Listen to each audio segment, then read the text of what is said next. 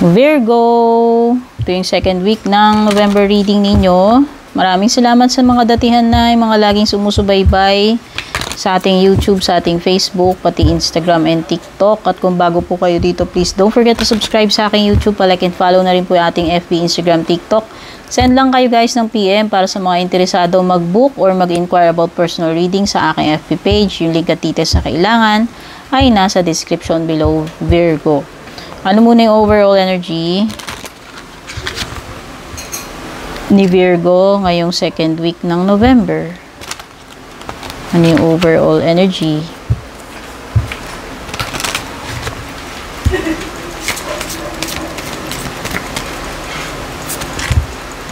Acceptance. Uy, the cycle of life.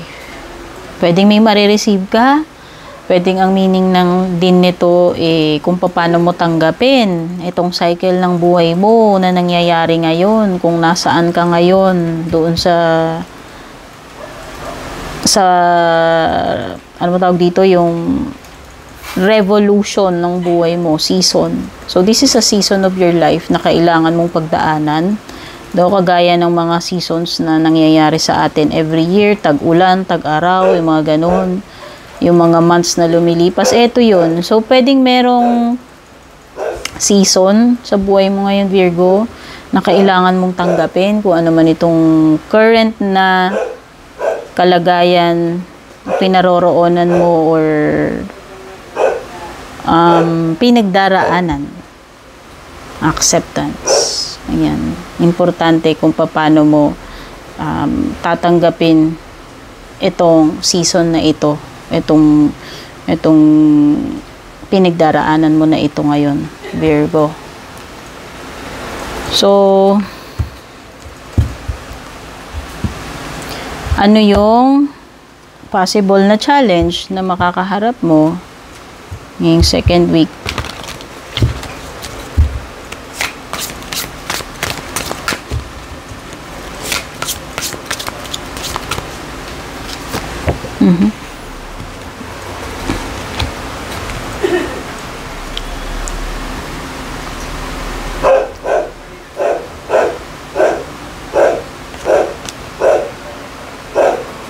Mukhang ang challenge mo dito is about creating.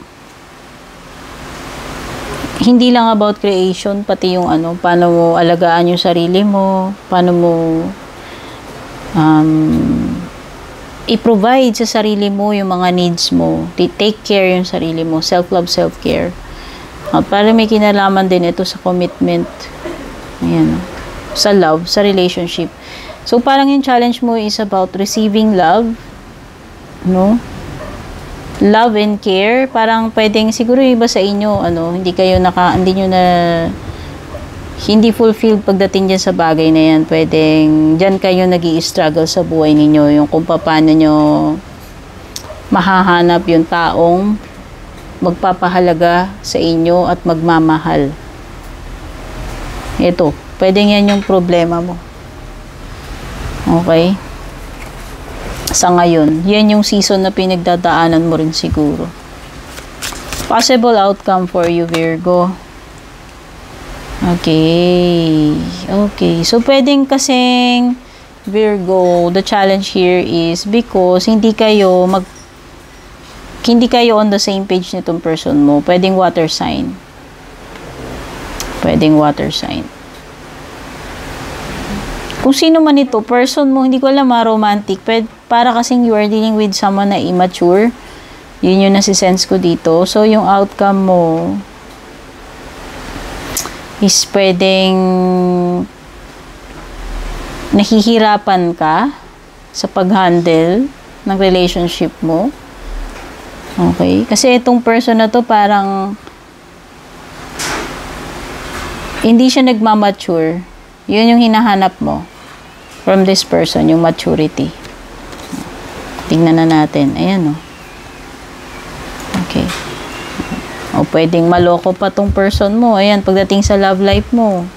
Yung outcome mo, ganun. Parang pinaka-ending nito, yung outcome, yung conclusion is umiikot pa rin dun sa pagiging immature ng person na yan. Okay? Doon nagsisimula at nagtatapos yung problema eh. Oh. Possible na ano pa to, maloko, dishonest. Dinideceive ka nitong person na to. Ayan o, sa love life mo. May deception. Okay, so yan ang problema mo. Deserve mo eh. Ang pinaka-challenge mo dito is deserve mo ng equal na kung ano yung binibigay mo, devotion, love, effort dito sa person mo. Pero it seems na hindi na po provide nitong person na ito. Yun yung challenge. Pati yun, yung pagiging immature. Tapos ito, dinadagdagan pa niya na hindi siya honest. No? Pwedeng may kalokohan pa. No? Ano pa yung mga ibang paparating kay Virgo? Second week. Okay? Ayan.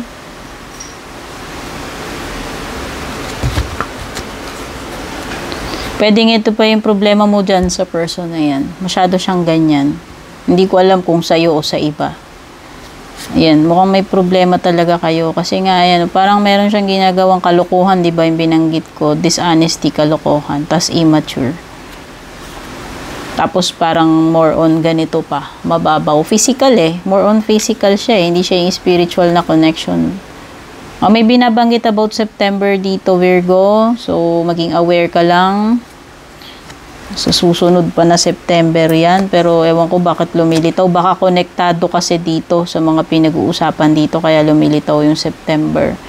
You'll be taken care of in difficult times. Baka naman yun.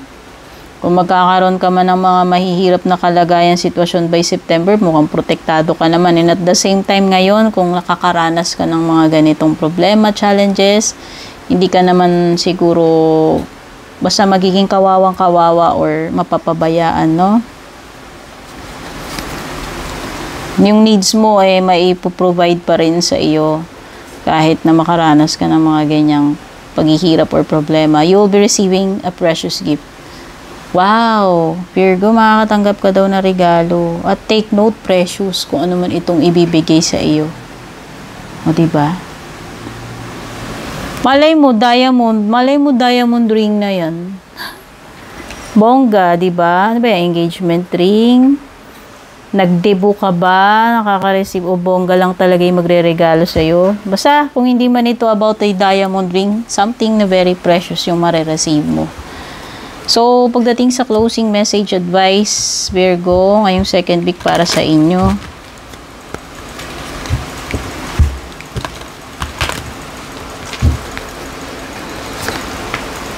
Ay, ang ganda, abundance. Uy, o diba? Sabi nga dyan you will be taken care of in difficult times. Hindi ka pababayaan, tas may marireceive ka pang precious. Tapos may abundance ka pa. Ano man ito, abundance, kasaganaan ba to sa sa material, sa mga grasya, basta meron. Blessings, mga grasya, ayan. Prepare yourself for incoming abundance. Release any mental blocks you may have. And there is enough abundance for everyone. Okay? So, sa tingin ko, your needs will be met. Hindi ka kakapusin in all areas, whether sa financial yan, sa mga material, o kung ano man iba pang bagay na pangangailangan mo kahit hindi material, maipoprovide at merong enough para sa lahat.